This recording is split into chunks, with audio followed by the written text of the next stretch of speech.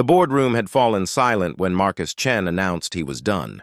No more blind dates, no more matchmaking attempts from his well-meaning grandmother. At 34, he'd built an empire from nothing, turned a failing tech startup into a billion-dollar corporation, and earned a reputation as the man who never smiled. Love, he'd decided, was a luxury he couldn't afford, a distraction that weakened men and destroyed legacies. But his grandmother, the only person whose opinion still mattered, had one final request. Just one more date. After that, she promised she'd never ask again. Marcus agreed, not because he believed anything would change, but because he owed her that much. The restaurant she chose was modest, tucked away in a neighborhood he'd left behind years ago. Marcus arrived exactly on time, his black suit pressed to perfection, his watch worth more than most people's cars. He'd give this mystery woman 30 minutes of polite conversation, pay for an expensive meal she'd probably post on social media, and then return to the life he'd carefully constructed, one where emotions were liabilities and attachments were weaknesses. But when Sarah Mitchell walked through that door, something shifted in the air. She wasn't what he expected. No designer dress clinging to curves, no carefully applied makeup meant to impress. Instead, she wore simple jeans, a cream-colored sweater with a small stain near the hem, and sneakers that had seen better days. Her dark hair was pulled back in a messy ponytail, and there were shadows under her eyes that spoke of sleepless nights. She looked exhausted, distracted, and completely uninterested in being there. "I'm sorry I'm late," she said, sliding into the booth across from him. Her phone buzzed immediately, and she glanced at it with obvious concern. "I almost didn't come. This really isn't a good time for me." Marcus felt his jaw tighten. Of course, another woman playing hard to get, pretending she had better things to do. Then why did you? Sarah met his eyes, and he saw something there he hadn't seen in years, genuine honesty.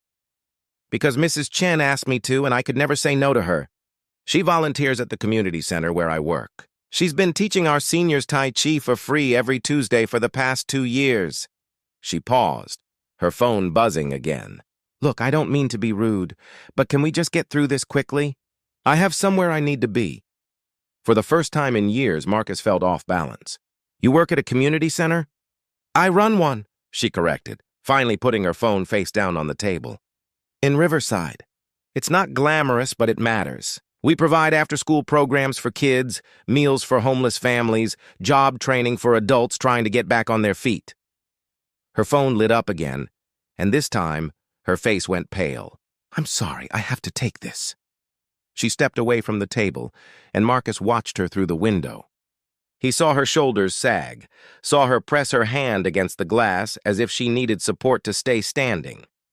When she returned, there were tears in her eyes that she was trying desperately to hide.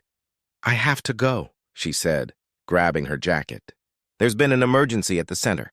A fire in the kitchen. No one's hurt, thank God, but the damage is extensive, and we don't have insurance that'll cover everything. I'm sorry for wasting your time." She was gone before Marcus could respond, leaving him alone in that booth with questions he couldn't answer. Why had his grandmother set him up with someone so clearly unsuitable? What game was being played here? He should have left it alone. Should have returned to his penthouse and forgotten Sarah Mitchell existed. But something, curiosity perhaps, or something deeper he refused to name, made him pull out his phone and search for Riverside Community Center. What he found kept him awake that night. The center was barely holding on, operating on donations and grant money that never seemed to stretch far enough. But the reviews, the testimonials, the photos told a different story. Families whose lives had been changed, kids who'd found safety and purpose, elderly people who'd found community when they'd been forgotten by everyone else. And in the center of it all was Sarah, her face bright with the kind of joy Marcus couldn't remember ever feeling. The next morning, he showed up at the center unannounced. The damage was worse than he'd imagined. The kitchen was gutted, black with smoke and ash. Sarah was there in the ruins, wearing the same clothes from the night before, making calls on her cell phone while coordinating volunteers who were trying to salvage what they could. "What are you doing here?" she asked when she finally noticed him standing in the doorway. "I came to help." Sarah laughed, but there was no humor in it. "Help? No offense, but you're Marcus Chen. You probably haven't touched a mop in 20 years. This isn't your world. You're right, he said simply. It's not. But maybe it should be. Over the next 3 weeks, Marcus became a fixture at the center. He showed up every morning before the sun rose and stayed until after dark. He learned the names of the kids who came for after-school programs, heard their stories, understood their struggles. He served meals alongside Sarah to families who looked at him with suspicion at first. What was a billionaire doing in their neighborhood? And then with growing acceptance, as they realized he wasn't there for publicity or tax breaks. He was there because something in him had awakened that he'd thought was dead. Sarah remained guarded. She accepted his help but kept him at arm's length, never quite trusting his motives. "People like you don't just change," she told him one evening as they cleaned up after dinner service. "You'll get bored or you'll realize this doesn't fit your brand and you'll disappear. I've seen it before."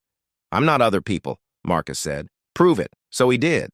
He didn't just write a check to fix the kitchen, though he did that too, along with upgrading their entire facility.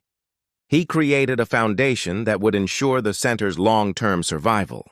He leveraged his business connections to secure partnerships with local companies for job training programs. He showed up day after day, not as the cold CEO who'd forgotten what it meant to be human, but as someone rediscovering his own humanity through service to others. And slowly, Sarah's walls began to crumble. "Why are you really doing this?" she asked him one night as they sat on the center's front steps, exhausted after a particularly long day. Marcus was quiet for a long moment. "I grew up 3 blocks from here," he finally said, "in a 1-bedroom apartment with my grandmother and my mother. We had nothing. My father left when I was 2. Mom worked 3 jobs and still couldn't make ends meet. I was angry all the time, getting into fights, headed down a bad path. Then a place like this gave me a chance. They had a computer lab, and an old volunteer named Mr. Peterson taught me to code. He saw something in me I didn't see in myself. He changed the trajectory of my entire life." He turned to look at Sarah. "I spent 20 years building an empire and forgetting where I came from. I told myself I'd earned the right to leave that world behind, that I owed nothing to anyone. But the truth is, I became exactly what I hated. Someone who'd forgotten what it was like to struggle, to need help, to be seen as a human being instead of a statistic or a problem." Sarah's eyes were wet. "And now? Now I remember," he said. "Because of you. Because you showed me what real strength looks like. It's not building walls to keep the world out. It's keeping your heart open even when it hurts, even when it costs you everything." The community center's reopening 3 months later was covered by every news outlet in the city, but Marcus barely noticed the cameras. He was too busy watching Sarah cut the ribbon, her face radiant with happiness, surrounded by the people whose lives she'd touched. Kids who now had a safe place to grow, families who now had hope, elderly people who now had purpose.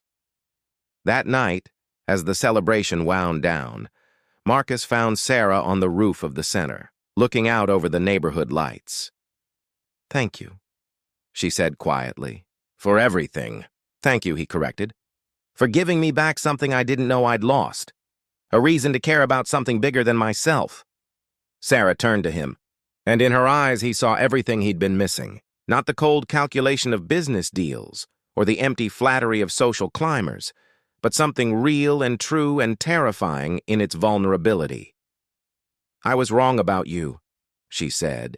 "You're not like other people. You're better than you thought you were." Marcus took her hand. "I'm still learning, but I think I'm finally becoming the man I was always meant to be." They stood there together as the city hummed below them. 2 people who'd found each other in the most unexpected way. Not through romance or grand gestures, but through the simple act of showing up, of caring, of remembering that wealth without compassion is just numbers on a screen, and success without purpose is just an empty victory.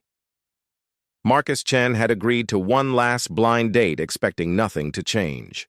Instead, he'd found everything he'd been missing, not in the polished world of corporate power, but in a rundown community center where a remarkable woman had reminded him that the greatest legacy anyone can leave isn't measured in dollars, but in lives touched, hope restored, and love freely given.